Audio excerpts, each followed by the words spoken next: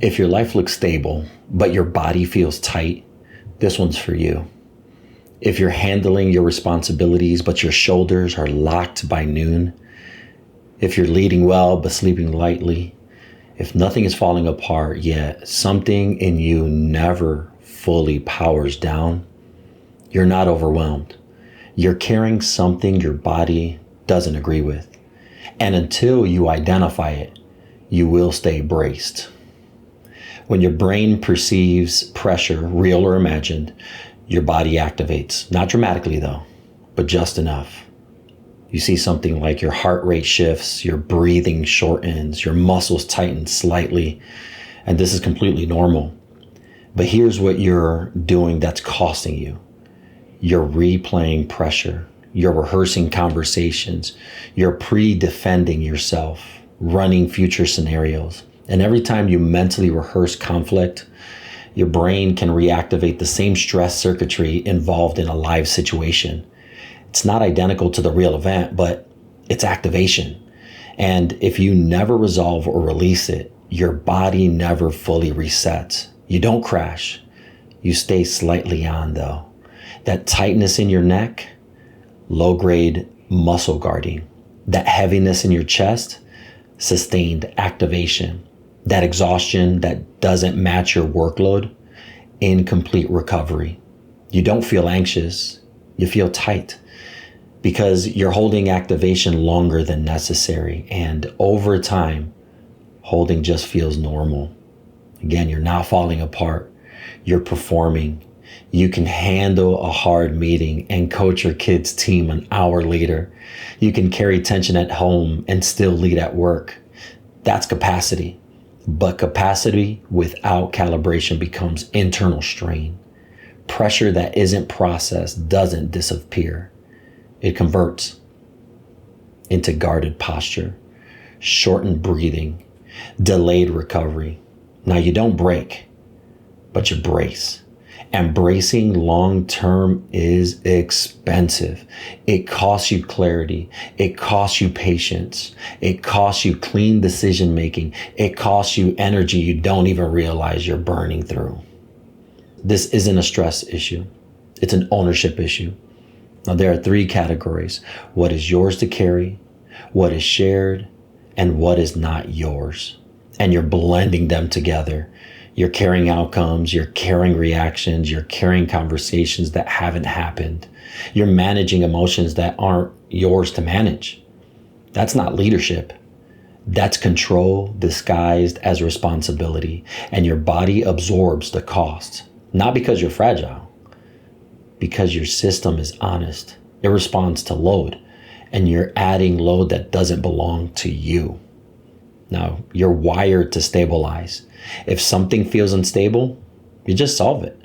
If something feels uncertain, you calculate it. If something feels tense, you prepare for it. That instinct built your life, but now it's misfiring. You're solving things that are not problems yet. You're gripping outcomes that aren't fully yours. You're tightening before impact. And that tightening is costing you recovery.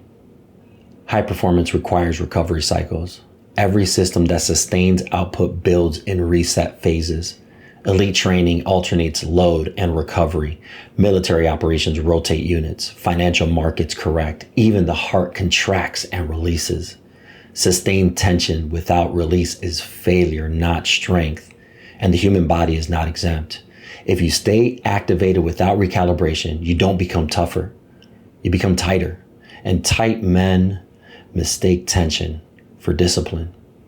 Now let's do this in real time. Right now, in this moment, let's check your body. Your shoulders, your jaw, your breathing. Are you braced? Now let's answer these questions honestly. What outcome am I gripping? Whose reaction am I trying to control? What conversation am I rehearsing? What decision am I carrying that isn't due yet? Separate it. Is it mine? Is it shared? Or is it not mine? You are responsible for your actions. You are not responsible for every outcome. Mature strength knows its assignment. Immature strength tries to control the environment. Carrying what's yours builds resilience. Carrying what isn't yours builds tension, and your body knows the difference. Recalibration doesn't mean you stop leading. You still show up. You still provide. You still decide. But your shoulders aren't locked. Your breath is deeper.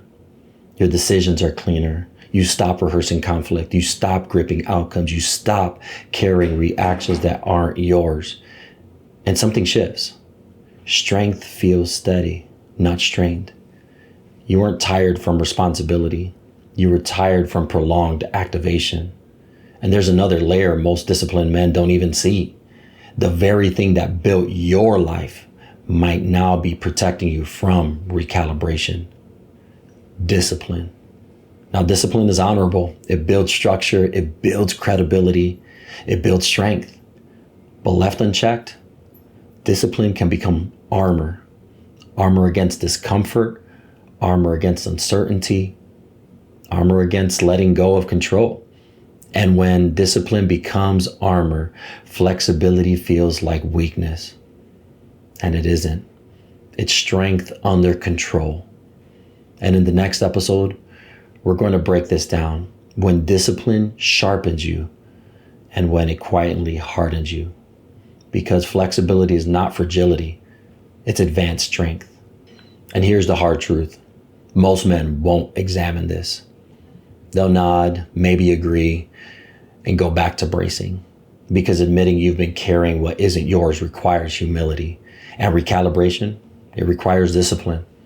If you want sympathy, then this isn't for you.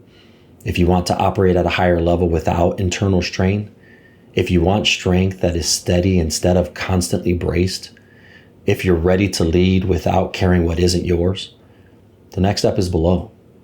But only take it if you're serious about operating differently. This isn't stress relief. This is recalibrated strength. Some men won't do it. Will you?